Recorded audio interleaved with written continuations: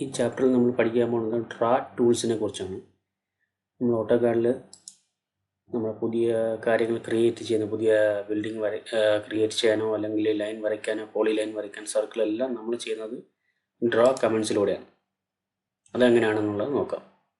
First നമ്മൾ ഡ്രോയിൽ നിന്നും line choose ചെയ്തു.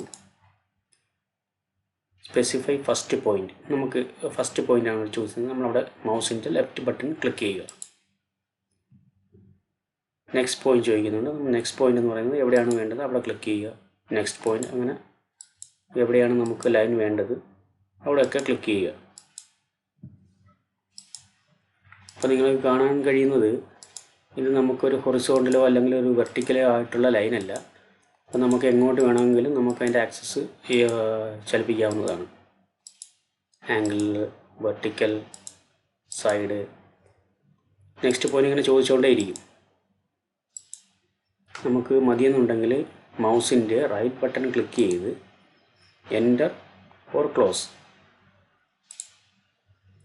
അപ്പോൾ നമുക്ക് സെലക്ട് ചെയ്താൽ എല്ലാം സെപ്പറേറ്റ് ലൈനായിട്ടാണ് നമ്മൾ എവിടെയൊക്കെ പിക്ക് ചെയ്തിട്ടുള്ളത് അങ്ങനെ കാണാൻ കഴിയുന്നതാണ്.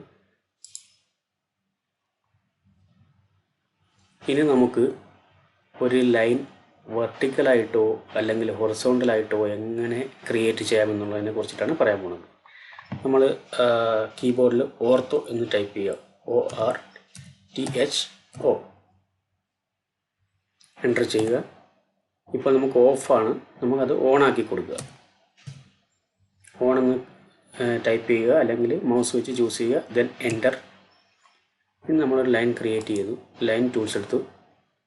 ഫസ്റ്റ് പോയിന്റ് ക്ലിക്ക് ചെയ്തു. സെക്കൻഡ് പോയിന്റ് ചോദിക്കുന്നുണ്ട്. നമ്മളിവിടെ താഴോട്ട് ക്ലിക്ക് ചെയ്തു. നമ്മൾ ഹൊറിസോണ്ടലായിട്ട് ക്ലിക്ക് ചെയ്യുന്നു. നെക്സ്റ്റ് പോയിന്റ് ചോദിച്ചുകൊണ്ടിരിക്കും. ഇതെല്ലാം ഹൊറിസോണ്ടൽ അല്ലെങ്കിൽ വെർട്ടിക്കൽ, ഈ രണ്ട് ഓപ്ഷനെ നമുക്ക് കാണാൻ കഴിയുന്നുണ്ട്. ഇനി നമുക്ക് പഴയതുപോലെ ഇത് ക്ലോസ് ചെയ്യണമെന്നുണ്ടെങ്കിൽ മൗസിൻ്റെ റൈറ്റ് ബട്ടൺ ക്ലിക്ക് ചെയ്യുക. Enter or close. ക്ലോസ് കൊടുത്തപ്പോൾ നമുക്ക് കാണാൻ കഴിയുന്നത് എവിടെ നിന്നാണ് നമ്മൾ സ്റ്റാർട്ടായിട്ടുള്ളത് അവിടെ ക്ലോസ് ആയിട്ടുണ്ട്. നമ്മളൊന്ന് സെലക്ട് ചെയ്ത് നോക്കാം. എല്ലാം സെപ്പറേറ്റ് ലൈനായിട്ടാണ് നമുക്ക് കാണാൻ കഴിയുന്നത്.